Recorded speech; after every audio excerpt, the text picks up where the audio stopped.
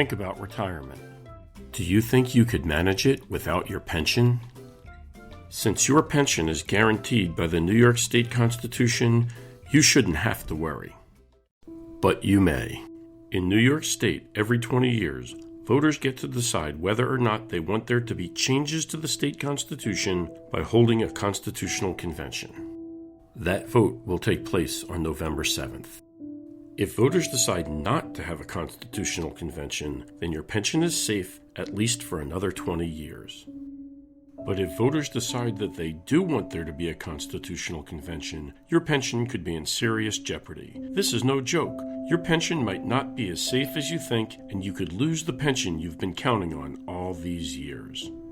That's why it's so important to vote no on November 7th. In addition to potential changes to your pension, a constitutional convention could make changes including removing the right to a free public education, eliminating the right to be a member of a union and bargain collectively, taking away the right to workers' compensation, preventing the state from providing the social welfare needs of its citizens, and changing the structure of New York's government so that one branch has too much power. These are big changes that could result if there is a constitutional convention. That's why it is so important for you to vote no on November 7th.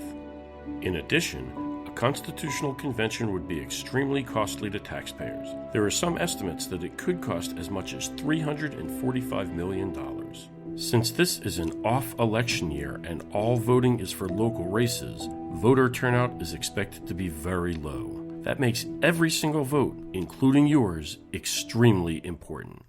So what can you do to prevent a constitutional convention and protect your pension? Make sure you are registered to vote. If you haven't voted in the last 2 federal elections, or if you moved or changed your name, make sure you re-register. Stay informed about this issue that is so critical to your future. Write a letter to the editor against the 2017 Constitutional Convention.